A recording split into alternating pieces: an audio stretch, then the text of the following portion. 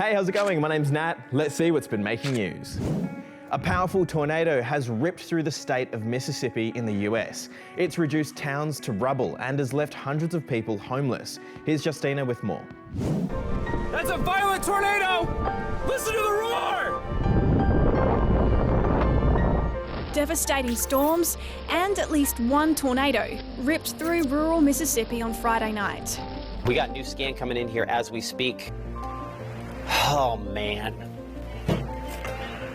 Buildings were flattened, cars were crushed, and tree trunks were snapped like twigs.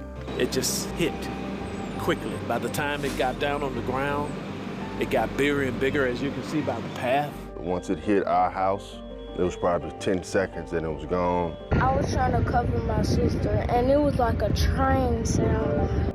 Some of the poorest towns were hit the hardest, and at least 25 people have died, with dozens injured and hundreds left homeless. It is heartbreaking to hear of the loss of life, to see the devastation firsthand.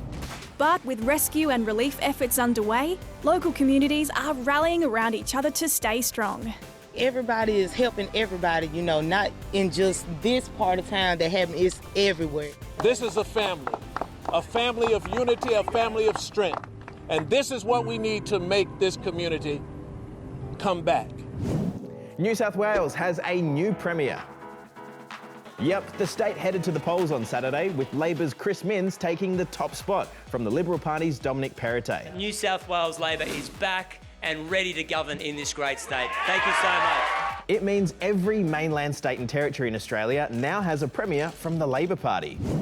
South Australia has become the first state in the country to establish a First Nations voice to Parliament. The ayes have it. Thousands of people gathered outside of the state's parliament to mark the moment. The voice will be made up by a group of people from 6 different regions across the state, who will give advice to the government on laws and policies which impact First Nations people. The whole country will vote on a national voice to Parliament later in the year. Now to sport, with some Olympic news, some cricket news, and even some curling news. Check it out.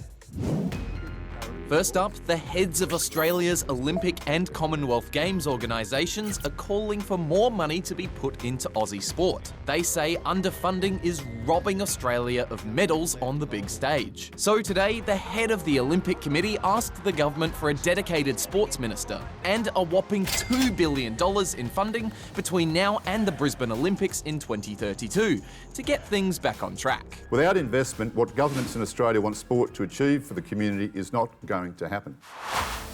Now over to the Sheffield Shield cricket final, where Western Australia have secured their 17th shield, defeating Victoria by 9 wickets. Teague Wiley and Cameron Bancroft wasted no time steering the team to victory, making it the first time in almost 25 years the hosts have become back-to-back champions. And finally, to the Women's World Curling Championship in Sweden. Switzerland defeated Norway 6-3, successfully defending their top spot as world champs. It marks the 35th time in a row that the team have secured the title, and the 4th win for leader Silvana Tirinzoni. Yeah, well done, team. And finally, before we go, here are some stories all about time. First up, to Earth Hour, which saw lights in cities all over the world turn off for an hour over the weekend.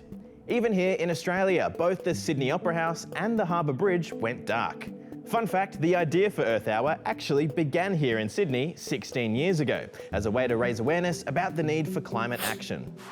People in Lebanon are waking up in 2 different time zones. You see, the Lebanese government announced that daylight saving would be postponed this year to start at the end of Ramadan next month, so Muslims could break their daily fast earlier. But Christian authorities refused to mark the change and continued to bring clocks forward yesterday, which means people are now torn between 2 different time zones. And finally, to Houston Zoo in the US, where Mr. and Mrs. Pickles here have some exciting news. They've just welcomed 3 baby tortoises into the world, appropriately named Dill, Jalapeno, and Gherkin. Mr. Pickles is a whopping 90 years old, and it's the very first time he's been a dad. Congrats. That's all from us today. We'll see you tomorrow. Bye. Oh, how do you turn this off?